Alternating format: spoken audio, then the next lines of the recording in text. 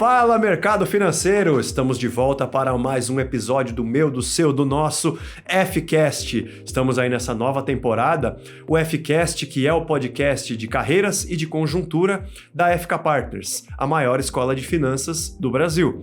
Eu sou o Rafael Paloni, seu host, um dos sócios da FK, professor aí de algumas certificações, e cada dia a gente tá aqui para contar uma mentira diferente, não é verdade? Então hoje eu tenho o prazer de receber um cara que foi nosso aluno, um cara que trabalha em family offices. Então, se você tem vontade de trabalhar com isso e tal, nós vamos saber o que ele faz e toda a trajetória dele. Estamos hoje recebendo aqui Léo Gorodovovits. Gorodovits, é isso, Léo? É isso. Obrigado, Paloni. Você, no final, falou o sobrenome certo. Você levou menos tentativas do que normalmente. Isso é ótimo. É pra quebrar as pernas do host aqui, colocar uns sobrenomes assim. Lá na Rússia, o pessoal costuma falar de primeira, mas eu achava que era de origem judaica, cara. Não, sobrenome. É origem judaica, mas judaica russa. Eu tenho família na Itália, né? Só que meu avô é que veio pra cá, né? Então não é tão longe assim. E ele falou pra minha mãe, nunca perca contato com as suas raízes. Aí minha mãe, coitada, nem tinha tanto dinheiro assim, mas mandava eu e minhas irmãs pra Itália lá. Aí eu fui, não lembro quantas vezes, mas eu fui algumas, assim, na minha infância, na minha adolescência.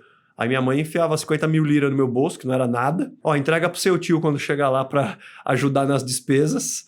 Mas não dava pra nada, mas eu fui algumas vezes e tal. Legal. Isso é uma coisa legal que o meu avô fez. A gente nunca perdeu o contato com os Paloni originais, assim, sabe? E todo mundo tem uma história, né? Mas você saber de onde veio, né? Se conhecer um pouco das suas raízes. Não, a história eu sei. Eu só não tenho contato nenhum com a Rússia. A cidade nem existe mais direito. Era uma cidade pequena que foi meio dizimada, enfim. Léo, conta pra gente então sua história mais recente, não a da Rússia. Mas tipo, você é carioca. Qual é a tua história profissional pra chegar até aqui? Largou do Rio, veio pra cá, se arrepende, quer voltar pro Rio? Não, na verdade eu moro no Rio, eu tô aqui de passagem, eu me formei em economia na PUC do Rio, e na época que eu me formei, logo antes eu estagiava na Opus Investimentos, mas enfim, eu trabalhava lá na área de macroeconomia, junto com o Zé Márcio Camargo, com o André Gamerman. E aí eu saí para procurar alguma outra coisa. Sabia que eu não queria continuar em macroeconomia, porque apesar de ser super interessante, era um negócio que não era tanto o core da asset, né? Não era tanto o que definia os rumos da asset assim, no dia a dia, né? Então eu queria alguma outra coisa. Não tinha nenhuma ideia do que eu queria fazer. Acho que o mercado financeiro requer muitas vezes uma visão generalista, saber tudo o que está acontecendo no mundo, ou pelo menos no Brasil, ou pelo menos no mercado de ações, ou mercados em geral, que eu considero interessante. Eu sou um cara bem curioso, gosto de saber o que tá acontecendo. Logo que eu estava de saída, um amigo meu veio me falar de um processo de trainee da antiga GPS Investimentos, que se tornou Julius Baer Family Office, onde eu estou até hoje. E aí eu fiz esse processo de trainee. Foi o único processo que eu fiz, por acaso, quando eu saí da OP. Era pra ser, hein? Tava escrito nas estrelas. Não, foi exatamente isso. Foi meio que na semana assim que eu resolvi, fiz o processo, demorou ali 3 semanas, fui contratado e me tornei trainee da antiga GPS Investimentos. No escritório do Rio, né? Os trainees tinham uma rotação, tinham uma vivência de várias áreas diferentes, principalmente no comercial, né? Você tinha tanto no Rio quanto em São Paulo, também na área de originação. A gente tem uma área só de originação, que não tem, digamos, uma carteira de clientes, só a única função é caçar. Trazer novos clientes. Não, eu sou vendedor também, então é o termo que se usa, né? Não é muito bonito, mas... Não, em inglês fica um pouco melhor, né? Hunter. Mas era uma área que, enfim, uma das áreas que a gente rodava. Eu fiquei lá um tempinho e aí continuei no Rio, na área comercial, depois fui efetivado como analista, primeiro como controller, né, que é banker júnior, assistente do banker, enfim, o nome que a gente usa é controller, mas tem vários sinônimos em vários lugares diferentes. Me tornei controller, depois fui tendo mais contato com os diversos clientes da casa, me tornei officer, que é sinônimo de Relationship Manager, ou Banker, ou Wealth Manager, enfim, tem diversos sinônimos, a gente usa o termo Officer, e é mais ou menos essa vivência de Officer que eu tenho aí já há 6 anos. Entrei na antiga GPS há quase 8. Nesse meio do caminho, a GPS se juntou com a Reliance Investimentos e se tornou o Julius Baer Family Office, né? A gente faz parte do grupo internacional Julius Baer, mas com essa adição de Family Office. O Julius Baer hoje, né, presente no Brasil via Julius Baer Family Office. O original, o internacional, não tem esse adendo de Family Office, a gente que mantém, né, como permanência, né, tanto de GPS quanto de Reliance, que são Multifamily Office, a gente, hoje em dia, o nome é Julius Baer Family Office, né? Mas, cara, tem uma coisa legal da sua profissão, daqui a pouco eu vou pedir para você contar como é o dia a dia, né, em um Family Office e tal, mas tem uma coisa legal quando você vai descobrir essa carreira na sua vida. Eu, por exemplo, também sempre fui um cara, assim, comunicativo, falo pra caramba, gesticulo, faço piadinha. Então, era fácil de alguém olhar pra mim com 20 anos de idade e falar, você vai ser um cara comercial. Um pouco pela natureza. Só que quando você chega numa cadeira comercial, você descobre que todo mundo ali é igual a você e que a diferenciação não está em ser engraçadinho e comunicativo, está na parte técnica. E aí alguns vão mais fundo do que outros, né? Então, eu, por exemplo, eu tive a sorte de alguns mentores na minha carreira me falarem, cara, vai atrás de CFA. Certificações, né? Vai atrás de estudar finanças mais a fundo para você não ser apenas um vendedor. E eu dei essa sorte. Eu queria saber se contigo foi similar, porque o Léo, para quem não sabe, fez CFA, fez CFP. Acho que ambos foram aqui. Sim. Cria da casa. Cria da casa. E, assim, como que essa urgência entrou na sua vida, assim, essa noção de, pô, eu preciso correr atrás disso? Na verdade, nem era uma urgência, digamos, né? Foi mais, enfim, o caminho que eu escolhi traçar. O CFP é mais simples, digamos, na minha carreira de se fazer, porque é uma prova menos trabalhosa, naturalmente. O CFA demora 3 anos, são 3 provas e tal. E o CFP é uma prova com 6 módulos, mas você pode passar de uma vez só. Requer muito estudo, mas é um pouco mais simples nesse sentido. E o CFP, a matéria, é exatamente o que eu lido no meu dia a dia. Assim, é muito ideal para quem trabalha no comercial de Multifamily Office. Porque todos os módulos eu lido no dia a dia, então eu já tinha alguma vivência de previdência, de sucessão, de fundos, de impostos. O único módulo que é um pouco mais distante da minha realidade é o módulo de seguros, né? Mas ainda assim é útil para a vida e eu uso alguma coisa também. Claro. Né? Mas todos os módulos são extremamente úteis para mim. Então o CFP, ainda que não seja obrigatório, está se tornando cada vez mais obrigatório nesse segmento e é bem relevante, né? O CFA é mais isso que você falou, é buscar uma certificação para além, né, do lado comercial, de ter esse traquejo, né, ser um pouco desinibido, saber conversar com as pessoas e tal, também ter o conhecimento, né? E assim, enquanto a gente ainda não tem filhos, por exemplo, eu não tenho filhos, tenho algum tempo livre de noite, no fim de semana, é um bom momento para se buscar a certificação, né? Então, assim, fora do trabalho, eu trabalho bastante, né? São longas horas no mercado financeiro, mas além disso, eu não tinha nada que eu me dedicasse, assim, por muitas horas fora do horário de trabalho. Tem o estudo normal, ler as notícias e tal, mas eu queria usar esse tempo enquanto eu posso, né? Enquanto eu tenho essa disponibilidade para buscar melhorar os meus conhecimentos, tá mais informado e sabendo mais do que se trata essa área de investimentos, que é muito complementar à área comercial, né? Logicamente. Então, não é obrigatório ter o CFA para ser da área comercial de um Multifamily Office.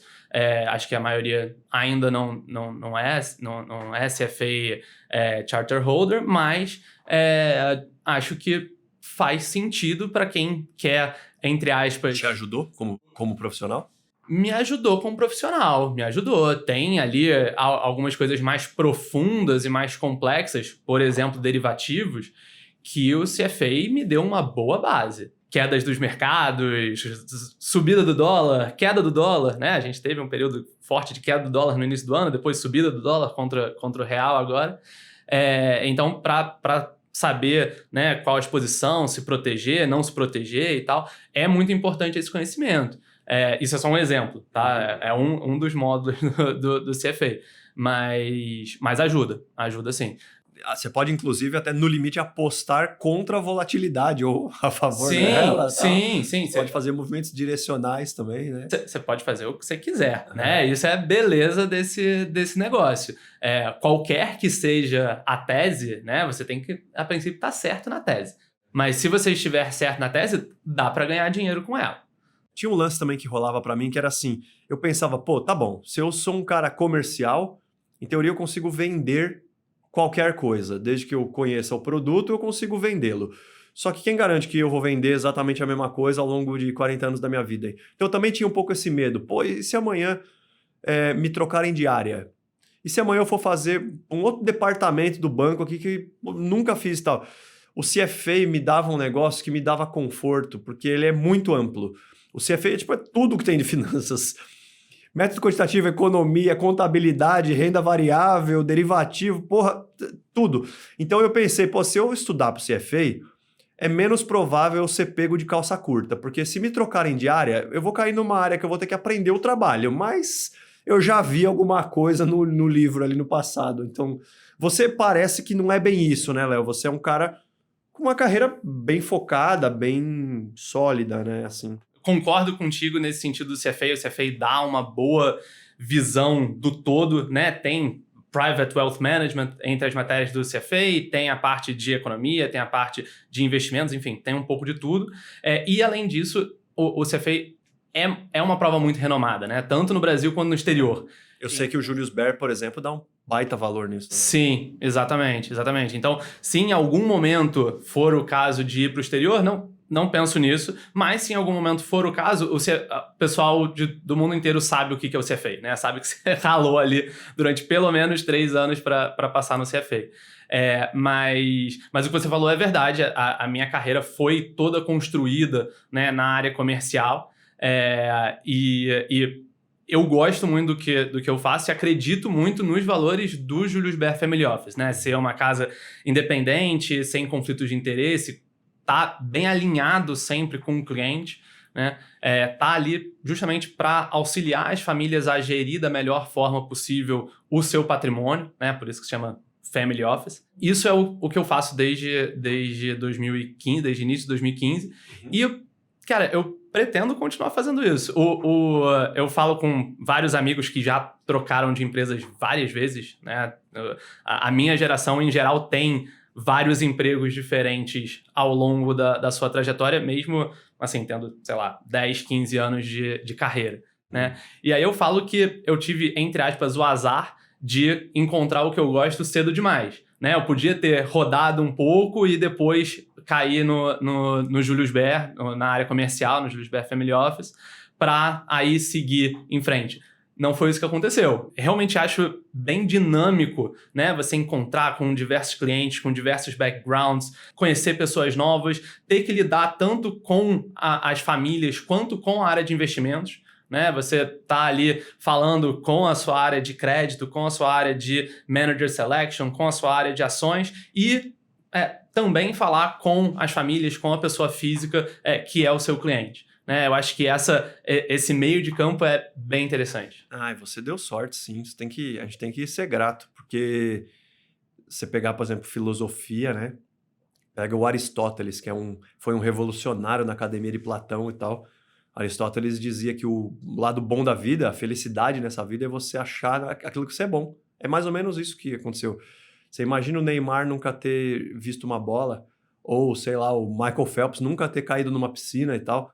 Cara, você achou onde é o teu lugar, né? E assim, da mesma forma que o deserto é pro cacto, o Neymar é no campo, e você... E eu, aparentemente, sou na área comercial do Julius Baer Family Office. talvez a coisa mais triste da vida seja uma pessoa que era um puta músico e ele cresceu num lugar que nunca viu um instrumento musical na vida dele e tal. Isso é o lado ruim da vida, então... Eu falo que eu dei azar, entre aspas, mas não, é brincadeira, né? Eu sei que eu dei muita sorte de estar numa empresa que eu gosto, que tem um ambiente bem legal. Não é toda empresa do mercado financeiro que tem um ambiente assim. Não é mesmo. Tem uma equipe que me apoia e com quem eu me dou bem. E ainda por cima tem um trabalho interessante. Eu ia te perguntar um negócio mais ou menos nessa linha de estar alinhado com o cliente. Você falou isso. A gente lá trabalha muito alinhado com o cliente e tal. E tem uma coisa que é muito louco no ser humano. Aliás, quando eu terminei o CFA, duas coisas que ficaram do CFA para mim, nenhuma foi assim, as fórmulas, as coisas lá, aquele código de ética. Duas lições do CFA eu levo para minha vida.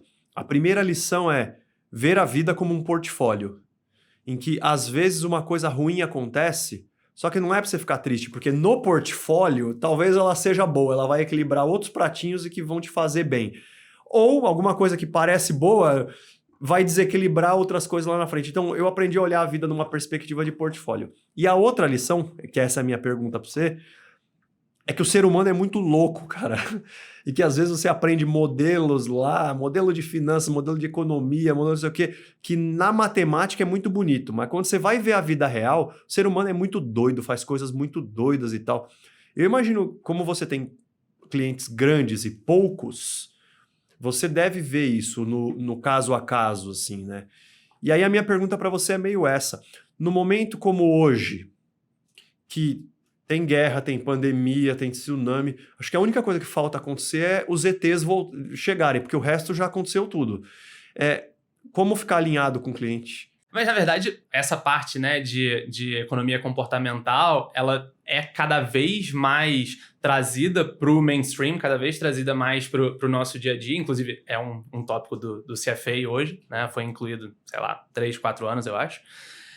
E tá alinhado com o cliente às vezes, você saber que o que ele quer, né, o que vai ser melhor para ele não necessariamente é o que ele está enxergando no momento, né? O meu trabalho, eu não vou, logicamente, nunca fazer algo que o cliente se sente angustiado da gente fazer.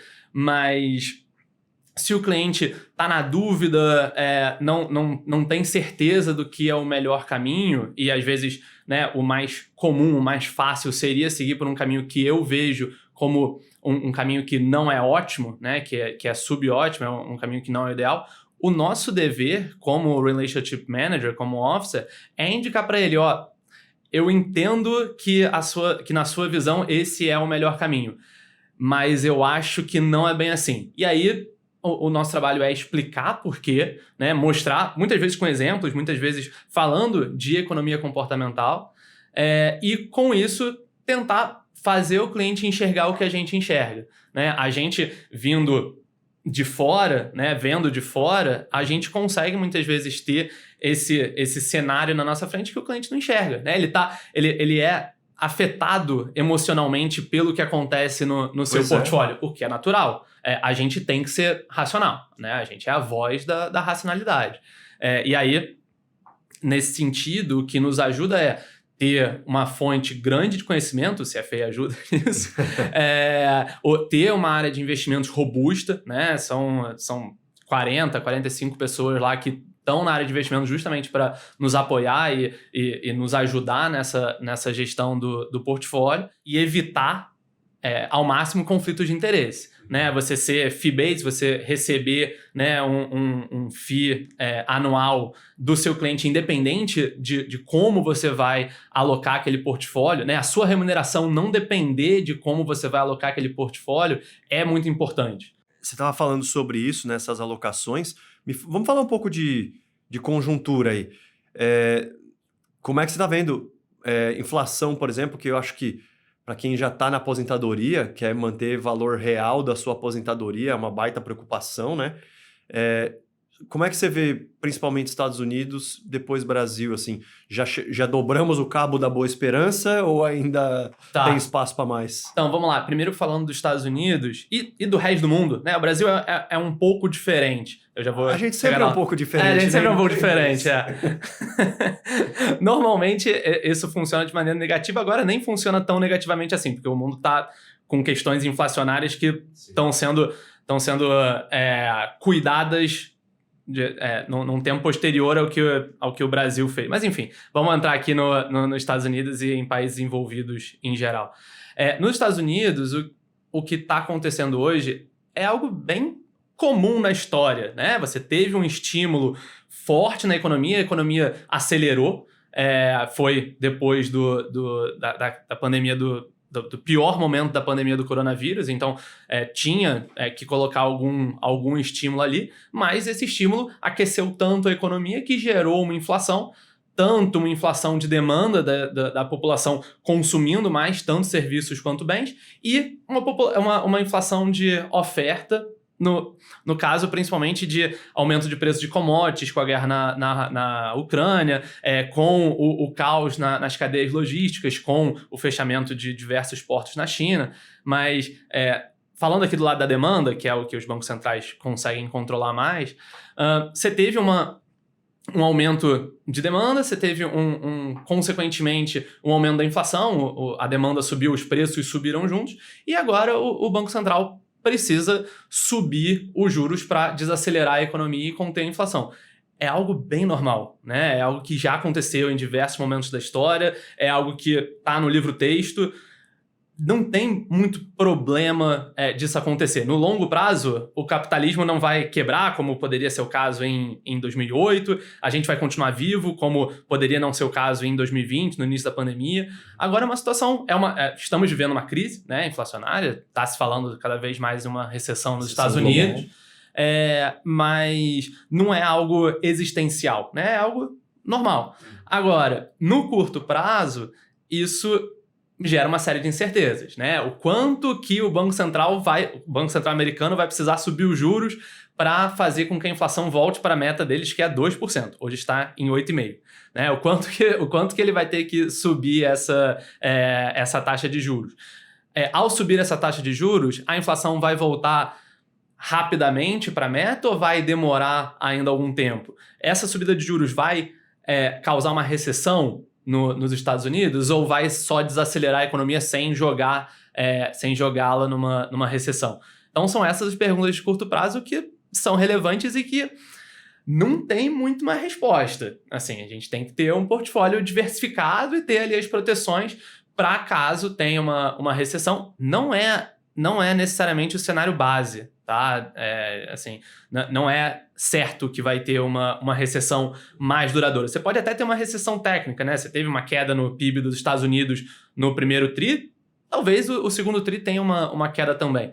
Mas uma recessão mais longa, que efetivamente afete ali as famílias, as empresas, isso talvez não aconteça, né? O balanço das famílias, o balanço das empresas, ou seja, a dívida, o tamanho, né, do mercado de crédito, tá bem ok, né? Diferente de 2008, que estava todo mundo alavancado, famílias hipotecando 3 casas para comprar a quarta, não é o caso hoje. Hoje as coisas estão mais controladas, né? O que é um bom sinal. E Brasil? Falando agora de Brasil, a gente está passando por um processo relativamente parecido com o dos Estados Unidos, com a diferença que a gente está mais acostumado com inflação e com taxas de juros mais altas. Né? Isso existiu durante uma parte maior da nossa história do que nos Estados Unidos.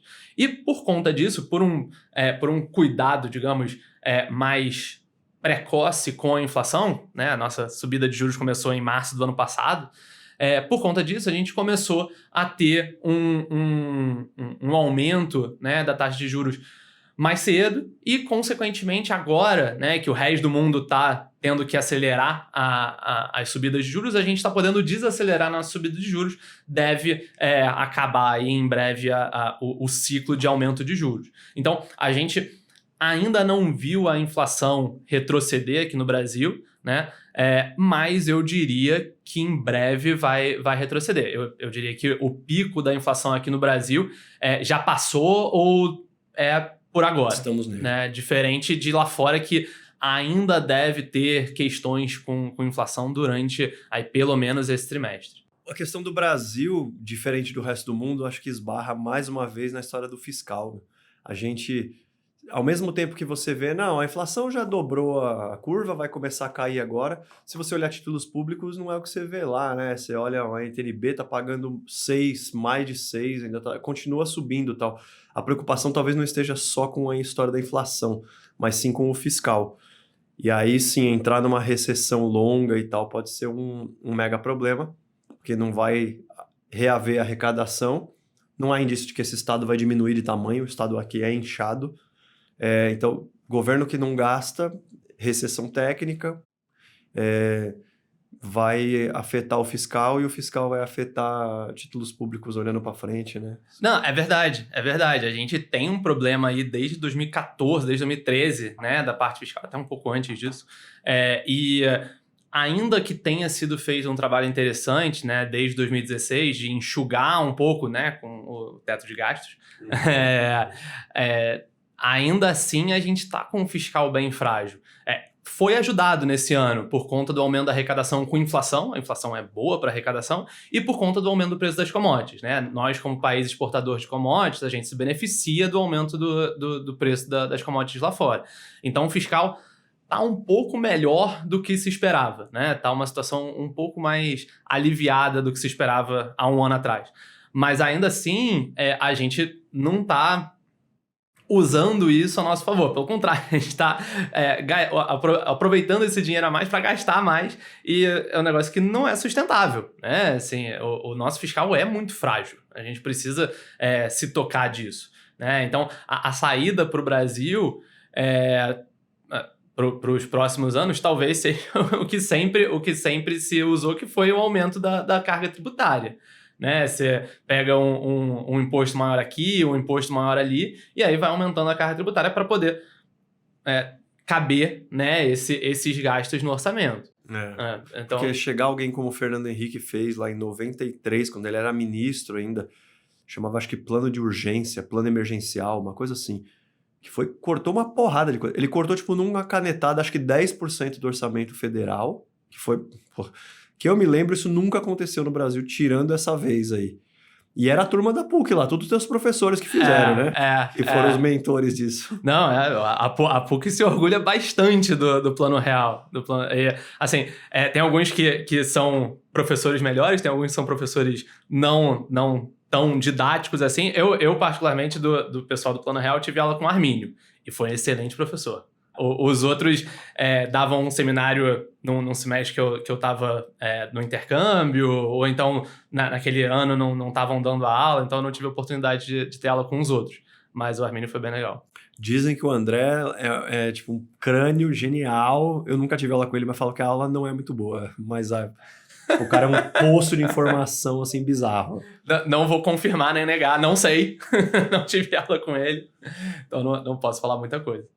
E, cara, vamos falar então como é o dia a dia de um RM em um multifamily office. Tem uma rotina? Tem o dia típico ou cada dia é uma coisa? Olha, tem algumas possibilidades, né? Os dias não são parecidos, não tem nenhuma rotina no sentido de todos os dias eu faço isso pela manhã e isso à tarde. Ou toda quarta-feira eu vou olhar o preço da ação da Petrobras. Não tem esse tipo de rotina.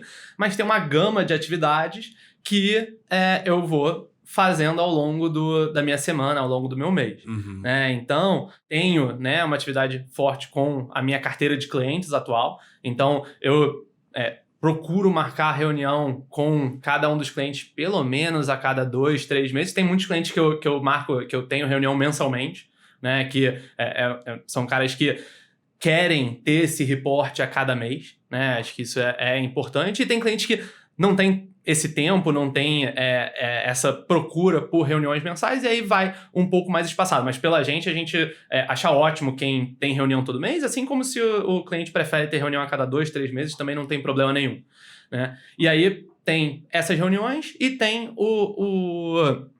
a preparação para a reunião, né? Nisso eu sou bastante ajudado, né, pelos meus controllers, tanto a Júlia quanto o Matheus, que trabalham lá comigo, e que tem ali no seu trabalho, né, me ajudar a coletar o material, fazer a apresentação. Além disso, de tempos em tempos, não é com uma frequência semanal ou mensal, é de tempos em tempos. Normalmente eu diria que uma vez a cada 2 semanas. Tem algum ativo novo de renda fixa, algum ativo novo e líquido que a gente está levantando demanda, e aí eu falo com os clientes, mando e-mail, mando WhatsApp, ligo para explicar um pouco desse ativo, né? E aí, junto com o cliente, decidir se faz sentido para a carteira dele ou não. Né? A nossa área de investimentos, nossos comitês de investimento são bastante rigorosos no sentido de selecionar os ativos. Né? Normalmente chegam, sei lá, 10, 12 ativos e eles aprovam 1, 2. Né? É bem rigoroso.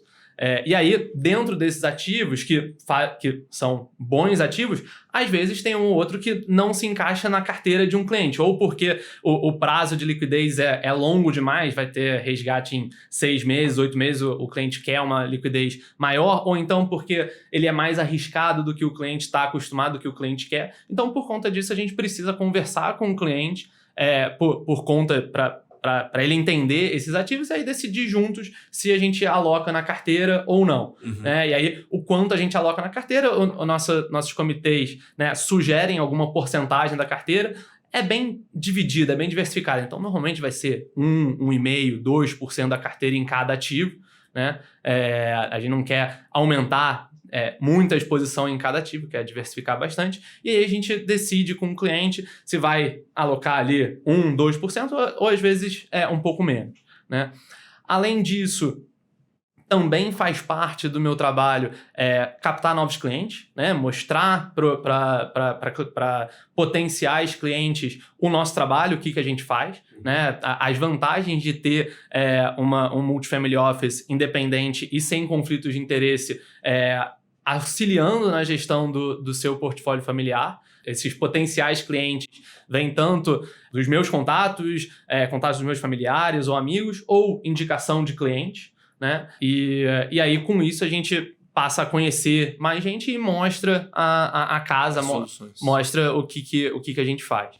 Acho que é principalmente isso, tá? Muita reunião, muito telefonema, alguns e-mails, preparar material, estudar, né? Acho que leitura faz bastante parte, tanto dos relatórios da nossa área de investimentos, como de research macro, tanto aqui do Brasil quanto lá fora também faz parte, porque uma das coisas que me atraíram nesse negócio foi justamente eu precisar ter o conhecimento geral para poder explicar para o meu cliente e, eventualmente, poder debater com o cliente, que muitas vezes também tem um grande conhecimento técnico, quais os rumos da economia mundial, quais as consequências disso para o mercado. Né?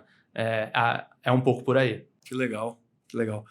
Bom, a gente aqui tem algumas coisas para você que tem curiosidade, para você que gostou da história do Léo, gostaria de ser um RM, indo para essa área de family offices, cuidar de pessoas com muita grana e tal. O conhecimento é muito importante mesmo. Se você é uma pessoa comercial ou não, acho que isso você tem boas condições de responder sozinho, sozinha. Mas essa parte técnica que ele foi atrás e tal, realmente te coloca num patamar diferente dos outros comerciais igual você. Então, a gente aqui tem CFP, a gente aqui tem CFA, a gente aqui tem CAIA, que é uma outra certificação mundial também, que lida com investimentos alternativos. O pessoal de private às vezes procura bastante também, né? Commodities, o próprio funcionamento de um family office e tal. E a FK te prepara para todas elas. Então, basta você querer dar esse próximo passo e tal. A sua dica de fazer isso antes dos filhos também é muito boa. E depois imagino que não rola. Pois fica mais complicado. E quem eventualmente fizer o curso da FK do CFA, provavelmente vai ter aula comigo. Léo faz parte da casa agora, formado aqui. É um orgulho para nós mesmo ver uma pessoa que foi aluno, depois foi aluno de outra certificação mais difícil, foi evoluindo e agora está como professor e tal. É um prazer ver essa evolução e tal. E você que está assistindo a gente, continua em contato com a gente, continua assistindo a gente, queria desde já agradecer o Léo. E antes da gente encerrar, queria te falar, se você pudesse encontrar com o Léo lá de 20 anos de idade, acabou de entrar na faculdade, que você agora falaria pro Léo lá no comecinho? Que recado que você deixa? Assim, não que eu não tenha feito isso, mas eu diria para se dedicar às leituras, assim, procurar os livros de economia, de assuntos gerais que são interessantes, que são os mais indicados, ou então que você acha interessante. Acho que isso funciona, acho que isso é bom para você, para sua alma, digamos, e também acaba sendo bom para sua carreira. Bom, queria te agradecer, Léo, por estar aqui com a gente, por trazer tua história e tal. Espero que as pessoas que te assistiram aí ficaram um pouquinho com vontade de virarem RMs. E de investir com a gente, se for o caso. Pois é. Você que está assistindo já tem a baba toda, então aí, ó, excelente family office mesmo. Conheço o pessoal de lá, pessoal sério. Eu que agradeço, Palone. Obrigado aí pelo convite, foi um prazer estar aqui. E mercado financeiro, continua em contato com a gente, vai nos acompanhando, que aqui na FK o seu crescimento é o nosso sucesso. Valeu!